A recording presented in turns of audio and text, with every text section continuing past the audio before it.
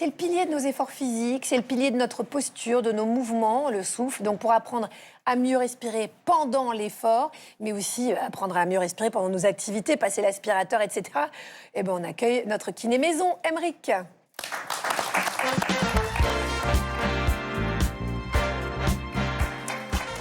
Alors, bonjour Aymeric, déjà, j'avais tout de suite envie de vous poser une question. Non, mais c'est vrai, quand on pratique un sport, même quand on fait le ménage, parfois on a l'impression qu'on manque de souffle assez vite. Oui. Et c'est un truc qui nous culpabilise et tout. Enfin, c'est vraiment pas sympa pour notre bien-être. Donc, est-ce qu'il y a des erreurs fréquentes qu'on fait? Et comment est-ce qu'on peut bien respirer pendant l'effort pour éviter tout ça? Absolument, surtout si ça arrive très tôt comme pendant le ménage.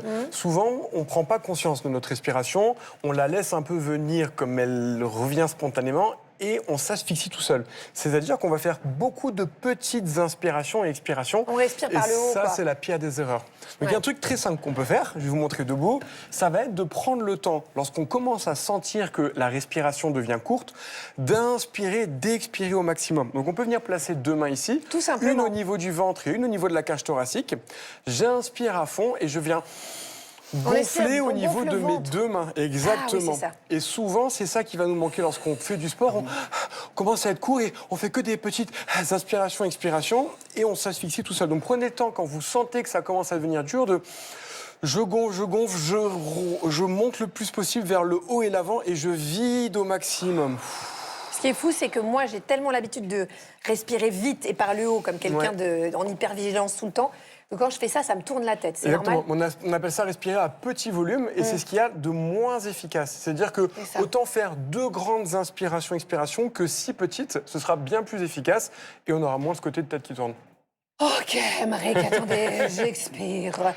On entend parler parfois aussi de la fameuse respiration hypopressive. Ouais. Alors, d'abord, il faudrait que vous nous expliquiez ce que c'est et à quoi ça peut servir pour qu'on bouge mieux au quotidien. Ouais. En fait, c'est en lien avec ce qu'on appelle les abdominaux hypopressifs. C'est qu'on parle beaucoup de respiration. Mais il faut comprendre qu'au niveau du tronc, on fonctionne avec un caisson. En haut, on a le diaphragme, le muscle qui fait respirer. En bas, on a le plancher pelvien, le périnée. À l'arrière, les vertèbres et les muscles du dos. Et à l'avant, les abdominaux. Et tout ce caisson doit travailler ensemble, en simultané, sans avoir à y penser. Mais lorsqu'on a perdu l'habitude, ça peut être intéressant de remettre un petit peu de conscience dans ces exercices-là. Je vous interromps 2 secondes, parce que quand vous dites on a perdu l'habitude, on peut ne pas comprendre. Mais si vous regardez un bébé ou un enfant très jeune, on voit bien qu'il y a tout qui se soulève quand il respire et que c'est calme normalement. Et donc l'idée, ça va être de temps en temps prendre le temps. Donc, quand on respire et après derrière quand on fait des exercices, de mettre une petite tension pour que ces muscles travaillent en synergie. Donc lorsque j'inspire, de venir très légèrement rentrer le ventre. Attention, on ne parle pas d'aspirer complètement son nombril, mais de mettre une très légère tension au niveau des abdominaux et de légèrement contracter son périnée et d'inspirer à fond et souffler une fois encore, ça va permettre que ces contractions automatiques se fassent. Et derrière, lorsqu'on fait des exercices comme des abdominaux, alors, comme on a vu sur la photo, on peut associer ça.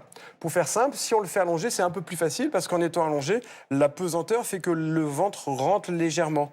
Debout, c'est un peu plus dur et à 4 pattes, c'est encore plus dur. Oh là là, mais c'est bien, on a plein de niveaux, plein de marges de progression. Je rebondis sur ce que vous disiez sur la respiration hypopressive. Est-ce que, Abigail, ça peut être utilisé comme thérapie ou pour soulager des douleurs? Oui, ça peut, comme ça gaine les muscles profonds, que ça fait travailler le périnée, on peut l'utiliser en rééducation et puis pour des petits troubles de la continence urinaire, par exemple. Et c'est très bien pour renforcer les muscles profonds. Donc oui, c'est utilisé particulièrement en rééducation. Merci beaucoup, Abigail, pour votre éclairage. Je rappelle que vous êtes médecin urgentiste et que là, vous êtes de garde et que à un moment, vos petits patients vous attendent. Donc, on va vous laisser vos petits patients. Ils ne sont pas forcément petits. On vous laisse donc retourner à vos patients. Merci 1000 fois d'être venus sur le plateau de Bel et Bien ensemble. Je vous propose de vous détendre maintenant. Cela dit, on le fait depuis le début de l'émission. Mais bon, on va voir comment la méditation peut vous permettre de vous réapproprier votre respiration. Et qui de mieux qu'Elsa Wolinski pour vous y aider.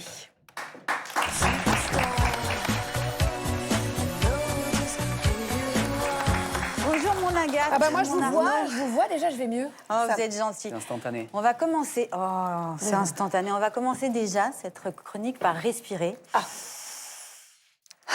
Parce que sachez, Sophia, que l'air de rien, là, comme ça, en direct, je fais une crise d'angoisse. Je vous assure. Donc en fait, on va encore respirer.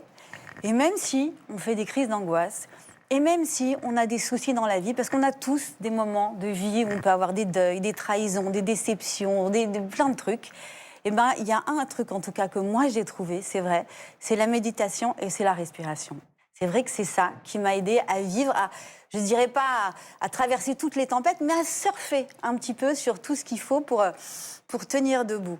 Et il y a plusieurs choses. Alors la première chose, c'est d'abord, quand on parle de méditer, souvent on se dit, oh là là, méditer, c'est être assis comme ça en tailleur, c'est faire le vide dans sa tête. J'ai du mal, hein, oh là là. C'est ça, on ne comprend pas, c'est se dire, atteindre le nirvana, mais qu'est-ce que ça veut dire? On ne sait pas du tout. Et donc on se dit, non, c'est pas pour moi, je vais faire ma liste de courses, ça me saoule. En fait, méditer, c'est pas ça. C'est quand on parle, et encore, je vais dire un mot un peu solennel, c'est atteindre la pleine conscience. C'est juste, en fait, se dire, ce que je suis en train de faire là, par exemple, pour éviter ma crise d'angoisse, c'est me dire, OK, je suis là, je suis bien, comment je vais? C'est même limite se toucher, ne pas toucher Arnaud, ne pas se dire, oh, je serais mieux avec Arnaud au bord de la mer. Non, c'est se dire, Il y a de quoi saisir. c'est se dire, non, je suis bien là, comment je vais? Vous comprenez, Sophia, et vous comprenez, vous qui nous regardez, c'est juste déjà savoir comment on va. Se sentir, se demander, voilà, est-ce que je suis solide? Comment ça va se passer aujourd'hui? Et même si on a 1000 pensées qui passent, c'est essayer d'un peu les mettre de côté. Ça, c'est déjà atteindre une espèce de pleine conscience. Si on n'arrive pas à atteindre cette pleine conscience, on peut aussi avoir la pensée positive. La pensée positive, vous me connaissez, Agathe, vous savez que moi, j'ai pas toujours confiance en moi. Et je passe mon temps à me dire, oh là là, je suis nulle, je sais pas faire ça, j'y arriverai pas. La pensée positive, c'est justement mettre de l'espace avec cette pensée qui n'est qu'une pensée. Ce n'est pas vous. Sophia, quand vous faites une crise et que vous vous dites « Oh là là, j'y arrive pas, je suis nulle ou j'ai peur », ben non, mais c'est pas vous. Vous êtes solide, vous êtes géniale, Sophia. En fait, c'est cette pensée. Mais vous n'êtes pas cette pensée. Moi, j'ai la même chose que vous. Donc en fait, il faut juste mettre de l'espace et on met de l'espace en respirant. Et si... Après avoir fait tout ça, il reste encore une chose, c'est la cohérence cardiaque. Est-ce que vous connaissez la cohérence cardiaque, Agathe? Moi, je connais la cohérence cardiaque, mais ça m'angoisse. Ah, ça vous angoisse, c'est vrai? Alors, je suis contente de pouvoir le dire, parce que je suis sûre que je ne suis pas la seule. Et en fait, le fait de faire 5, je suis là dans un truc, et en fait, ça me tend. Ça vous tend, c'est vrai. Et j'ai trouvé la solution. C'est comment? C'est quoi? C'est de faire sans me coller trop de pression, laisser... Oui, c'est laisser aller. Laisser aller. En fait, la cohérence... Oui, je suis cinglée, ça va. C'est pas grave, mais non, vous n'êtes pas cinglée. J'essaie de Si vous m'inspirer êtes de vous. cinglée, alors moi, qu'est-ce que je suis?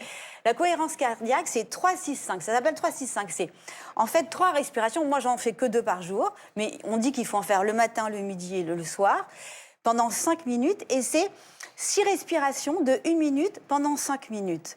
Donc, on va inspirer comme ça. Bon, vous le faites très bien. Vous allez le faire aussi, vous qui nous regardez.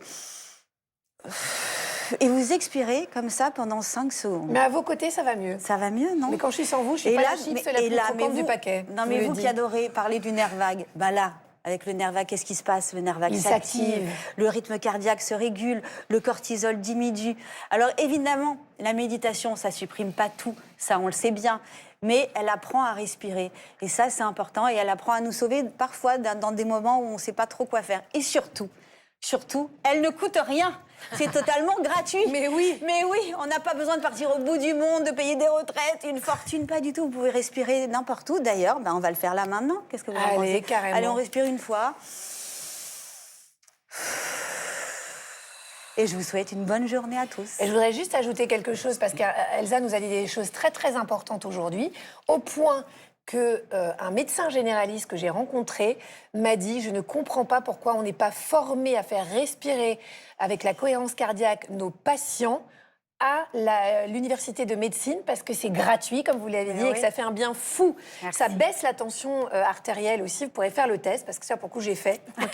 Donc vraiment vous avez cinglé. tout fait, de toute façon. Oui, je ne Vous suis faites pas un le peu poisson tous les le plus oxygéné de la rivière, vous l'aurez remarqué. Merci beaucoup, Elsa. Vous restez avec nous. Sarah? Oui, Paloma, une question pour Aymeric. Oui, Aymeric, j'avais une question. J'ai tendance à me voûter et avoir une position assez mauvaise au quotidien. Je voulais savoir si ça avait un impact sur la respiration. Oui, totalement, parce que plus on va être voûté, plus on va être enroulé vers l'avant et bloquer la cage thoracique et les épaules. Or, comme on l'a vu tout à l'heure, pour inspirer, il faut que la cage thoracique puisse s'ouvrir. Donc dans ce cas-là, moi, ce que j'aime bien montrer comme exercice, c'est lorsque j'inspire, je lève les bras, ça va ouvrir ma cage thoracique, mes côtes, toutes mes vertèbres, je souffle et je redescends. Merci à tous d'avoir participé sur cette démo. Et ça va permettre de redresser la posture, étirer les épaules, faire bouger le dos, c'est génial. On fait pas mal au yoga au début des séances, ça fait du bien, la fille qui reste comme ça 2 heures. Et d'ailleurs, est-ce que bâiller, ça a un intérêt au niveau de la respiration? Oui. Ça sert à quelque chose? Absolument. Et d'ailleurs, bâiller, c'est un réflexe automatique qui revient en général quand on a besoin d'oxygéner. Pour ça qu'on l'a plutôt lorsqu'on est fatigué. Et des fois, quand on commence le sport, quand on commence un petit peu à courir, à bouger, on a cette envie de bâiller parce qu'on augmente notre débit cardiaque. Donc le corps a besoin de respirer. Donc c'est normal et c'est même plutôt positif de bâiller. Dès qu'on en parle, moi je bâille, ça vous fait pas ça? Si, si. Il paraît que ce sont les gens empathiques qui font ça, donc tout le public est empathique parce que tout le monde bâille. J'espère que c'est pas à cause de l'émission, mon Dieu. Arnaud, je sais pas, vous avez sorti des ballons, mais je m'inquiète. Alors, c'est pas un anniversaire. Moi, ce qui m'inquiète, c'est qu'ils sont pas propres.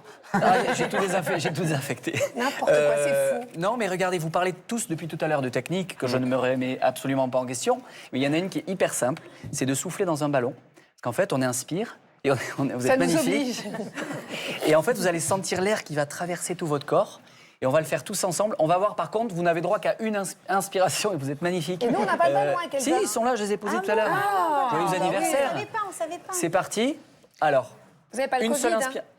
Parce qu'ils sont un peu poisseux. Attendez, j'arrive pas du tout, moi. J'arrive pas. Il y en a qui sont tout rouges. Alors Ok. Moi, je suis comme Elsa, j'ai la même capacité respiratoire. Et je vous, ça m'a un peu angoissée. je vous encourage une fois. C'est toi qui as la plus grosse. Ça y est, ça m'angoisse. Vous m'avez angoissée. Je dis que c'est pas possible. J'ai pas une bonne Est-ce que capacité respiratoire. c'est pas un super test pour voir de temps en temps où on est de sa respiration? Ouais, d'accord. Je vous laisse méditer. Évidemment, vous n'alliez pas y couper, vous qui nous regardez. En plus, ils font tout comme moi, mon Dieu.